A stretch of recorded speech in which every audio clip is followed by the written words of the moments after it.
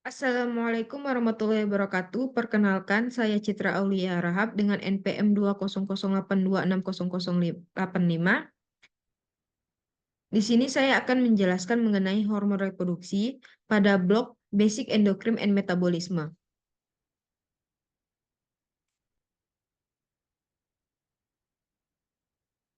Jadi, pada hormon reproduksi, pertama ada hormon pada pria. Pada hormon pada pria itu pertama ada testosteron. Itu diproduksi di sel Leydig di testis, kemudian akan dirangsang oleh luteinizing hormon atau LH, yang kemudian akan disekresikan oleh kelenjar pituitari anterior. Kemudian fungsinya itu pertama untuk mengatur spermatogenesis, lalu akan mengembangkan karakteristik seksual sekunder seperti akan terjadi pertumbuhan pada rambut wajah, suaranya itu lebih berat, kemudian akan ada perkembangan otot juga. Kemudian akan meningkatkan massa otot dan kepadatan tulang, yang dimana testosteron ini dia akan meningkatkan pertumbuhan massa otot dan kepadatan tulang. Kemudian ada mempengaruhi libido dan perilaku seksual, di mana testosteron ini akan mempengaruhi dorongan seksual dan perilaku seksualnya pada seksual pria. Kemudian ada FSH atau follicle stimulating hormone. Itu diproduksi di kelenjar pituitari anterior, kemudian dia akan diatur oleh GnRH. Fungsinya itu pertama akan merangsang sel sertolit untuk mendukung perkembangan sperma. Kemudian peran penting dalam spermatogenesis. Lalu ada LH atau luteinizing hormone. Itu diproduksi di kelenjar pituitari anterior dan akan diatur juga oleh GnRH. Fungsinya itu eh, pertama akan merangsang sel Leydig untuk memproduksi testosteron dan akan meningkatkan produksi testosteron yang penting untuk karakteristik seksual sekunder dan fungsi reproduksinya, yang dimana akan terjadi pembentukan dan juga eh, ini akan terjadi perkembangan karakteristik seksual sekunder dan fungsi reproduksi yang sehat. Lalu ada inhibin. Jadi inhibin ini merupakan dia akan diproduksi oleh sel sertoli di testis. Kemudian fungsinya itu pertama akan menghambat produksi FSH melalui umpan balik negatif, yang dimana umpan balik negatif ini dia berada mekanisme umpan balik negatif ini berada di kelenjar pituitari, sehingga dia akan mengatur produksi sperma, yang dimana akan menjaga keseimbangan antara FSH dan spermatogenesis, di mana akan memproduksi sperma yang tepat dan juga sehat. Lalu ada hormon pada wanita. Jadi hormon pada wanita itu yang pertama ada estrogen. Jadi estrogen ini diproduksi di ovarium atau sel granulosa dan corpus luteum. Kemudian dia akan diatur oleh follicle stimulating hormone atau FSH. Yang dimana fungsi estrogen ini dia akan mengatur siklus menstruasi. Kemudian akan mempersiapkan endometrium untuk inflamasi embrio. Lalu dia akan mengembangkan karakteristik seksual sekunder seperti pertumbuhan payudara, distribusi lemak tubuh itu misalnya pada paha dan juga pada pinggul. Kemudian akan ada terjadi pematangan organ reproduksi. Dan terakhir itu akan ada kesehatan tulang.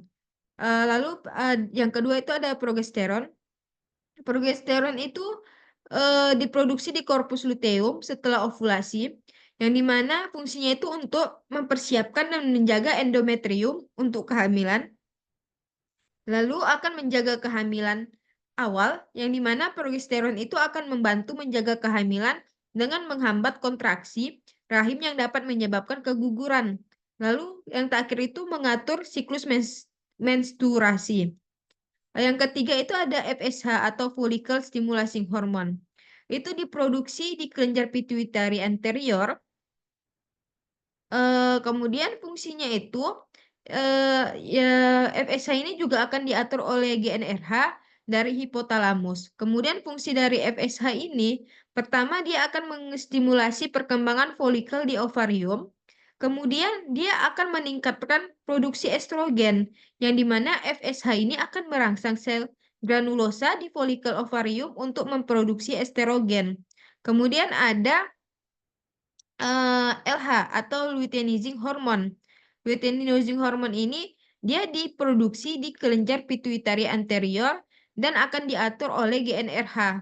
Yang dimana fungsi dari LH ini dia akan memicu ovulasi atau pelepasan sel telur dari ovarium. Kemudian akan terjadi pembentukan korpus luteum yang memproduksi progesteron, yang dimana LH ini akan merangsang korpus luteum dari sisa-sisa folikel yang pecah ke dari dan dari situ akan terbentuklah progesteronnya. Kemudian ada GnRH. Jadi GnRH ini dia diproduksi di hipotalamus. Kemudian fungsinya itu akan mengatur pelepasan FSH dan LH dari kelenjar pituitari anterior. Di mana yang mana itu penting untuk mengatur siklus menstruasi dan juga produksi fungsi reproduksi. Kemudian ada inhibin. Inhibin ini dia diproduksi oleh sel granulosa di ovarium dan kemudian dia dapat menghambat produksi FSH melalui umpan balik negatif. Lalu ada juga fase menstruasi. Pada fase menstruasi itu hari 1 sampai 5, mulai dari pertama menstruasi, ketika lapisan endometrium terlepas dari dan keluar sebagai darah menstruasi melalui vagina sebagai menstruasi, ada hormon yang mengatur yaitu kadar estrogen dan progesteronnya itu akan rendah. Kemudian akan terjadi pengelupasan lapisan endometrium. Pada fase folikuler hari 1 sampai 13, dia dimulai pada hari pertama menstruasi dan berlangsung hingga ovulasi. Folikel di ovarium itu dia akan mulai matang dan diatur oleh hormon FSH yang dimana akan merangsang pertumbuhan folikelnya. Kemudian estrogen itu mulai meningkat seiring perkembangan folikelnya. Kemudian dari situ akan terjadilah pematangan dan pertumbuhan dan pematangan folikel ovarium dan akan terjadi penebalan lapisan endometrium. Lalu pada fase ovulasi hari ke-14, eh, folikel matang itu akan melepaskan sel telur atau ovum. Eh, Lalu akan eh, ada hormon luteinizing hormone LH akan terjadi meningkat secara tajam. Kemudian FSH juga akan mencapai puncaknya dan akan terjadilah ovulasi atau pelepasan sel telur dan ovariumnya yang menuju ke tuba falopi. Kemudian ada fase luteal hari 15 sampai 28 yang dimulai setelah ovulasi dan berlangsung hingga menstruasi berikutnya. Kemudian korpus luteumnya itu terbentuk dari folikel yang pecah dan mulai menghasilkan progesteron. Jadi progesteron yang meningkat itu dia akan mempersiapkan endometrium bagi inflamasi embrio, yang dimana estrogen juga akan tetap tinggi nih di fase luteal. Jika tidak terjadi kehamilan, maka corpus luteum ini dia akan mengalami degenerasi dan kadar progesteron itu serta estrogennya itu menurun dan akan menyebabkan menstruasi berikutnya. Ada penjelasan kemudian ada biostensi steroid. Jadi biostensi steroid ini biasanya ini merupakan proses terbentuknya hormon estrogen, progesteron, testosteron, yang dimana termasuk dari hormon steroid. Eh, Hormon steroid ini artinya dia membutuhkan lemak. Artinya ini hormon ini larut terhadap lemak, yang mana tidak bisa kena air, yang berarti dia hidrofobia. Jadi proses terbentuknya itu pertama membutuhkan kolesterol, yaitu butuh lemak untuk membentuk bahan bakunya dari pembentukan hormon ini. Kemudian kolesterol itu akan membentuk pregnenolen. Kemudian pregnenolen ini akan menjadi progesteron. Secara bersamaan, pregnenolen ini juga akan membentuk 17 alpha hidroprognolen. 17 alpha hidroprognolen ini akan berubah menjadi dehydropiendrostenase, kemudian berubah menjadi andro andro androstenodion. Lalu akan berubah menjadi estrogen.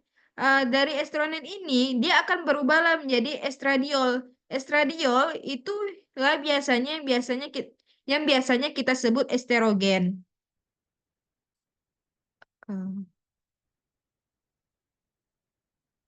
Dari semua penjelasan yang saya jelaskan tadi, saya mengambil referensi dari sini.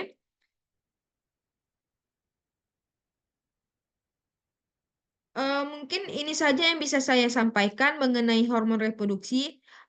Kurang ataupun ada salah-salah kata, saya mohon maaf. Saya akhiri. Wassalamualaikum warahmatullahi wabarakatuh.